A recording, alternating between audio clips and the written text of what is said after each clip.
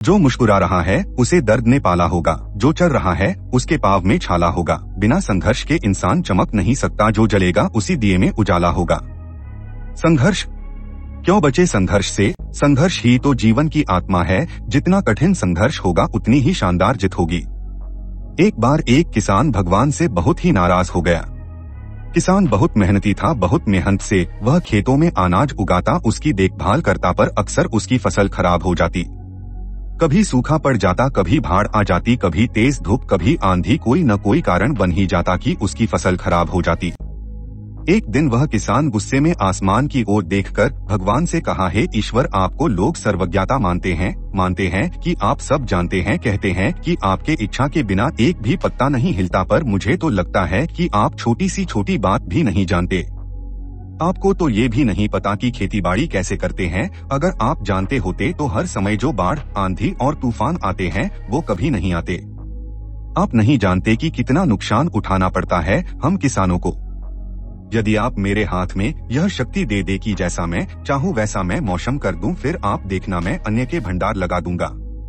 भगवान इस किसान के तीखे वाक्य सुनकर मुस्कुरा रहे थे और वह किसान के सामने प्रकट होकर बोले, मैं आज से तुझे यह शक्ति देता हूँ कि तुम अपनी खेतों पर तुम्हारी जैसी इच्छा ही तुम वैसा मौसम कर दोगे। मैं बिल्कुल भी दखल नहीं दूंगा, तुम्हारी इच्छा से सब कुछ होगा। किसान बहुत खुश हो गया। किसान ने गेहूं की फसल अपनी खेतों में बोई। जब उसे लगा कि खेतों को धूप चाहिए तो खेतों को धूप मिले, जब पानी बरसना चाहिए तभी पानी बरसा। आंधी, तूफान, बाढ़ कुछ भी उसने अपने खेतों पर आने नहीं दिया। किसान के खेत में इस वर्ष ऐसी फसल हुई जैसी कभी नहीं हुई थी। हरी भरी लहलहाती फसल। मन ही मन वह बहुत खुश हो गया और सोचने लगा, अब सबूत के साथ दिखाऊंगा भगवान को कि इसे कहते हैं शक्ति का सही उपयोग। मेरी सफलता देखकर उन्हें अपनी नियम जरूर बदलने पड़ेंगे। कुछ दिन गुजरे, फसल कटने को तैयार हो गए।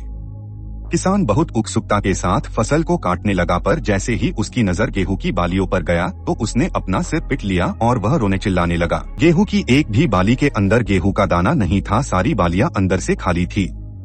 किसान बहुत दुखी हो गया। उसने भगवान को रोते हुए फिर पुकारा, हे प्रभु, तुमने ये मेरे साथ क्या किया? क्या तुमने मुझे कोई सजा दी? भगवान बोले, पुत्र, ये तो होना ही था। तुमने पौधों को संघर्ष करने का मौका ही कहाँ दिया? ना तो तुमने उन्हें आंधियों से जूझने दिया, ना तेज बारिश से सहने दिया और ना ही धूप में तपने दिया।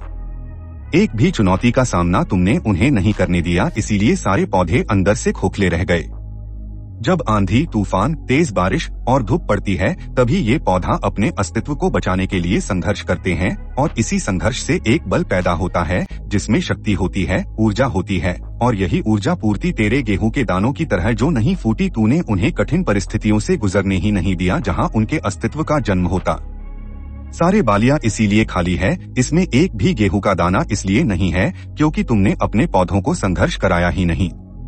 याद रखिए, स्वर्ण में सवर्णीय आभात तभी आती है जब वह आग में तपने, गलने और हथौड़े से पीटने जैसे संघर्षों से गुजरता है। कोयले का टुकड़ा हीरा तभी बनता है जब वह उच्च दाब और उच्च ताप की मुश्किल परिस्थितियों से गुजरता है। इसी तरह यदि हमारी जिंदगी में कोई संघर्ष ही ना हो, कोई चुनौती ही ना हो, तो हम भी गेहूं की बालियों की तरह खोखले रह जाएंगे, कोई अस्तित्व नहीं होगा हमारा। विपरीत परिस्थितियां, चुनौतियां, समस्याएं हमें और अधिक निखारती है। यदि जीवन में कठिन परिस्थितियां और चुनौतियां आए तो घबराना मत, बल्कि सामना करना। विश्वास करना कि आप और अधिक निखर जाओगे और अधिक मजबूत बन जाओगे। किसी ने कितना सही कहा है, जिंदगी जीना आसान नहीं होता, बिना संघर्ष कोई महान नहीं होता। जब तक ना पड़े हथौड़े की चोट तब तक पत्थर भी भगवान नहीं होता।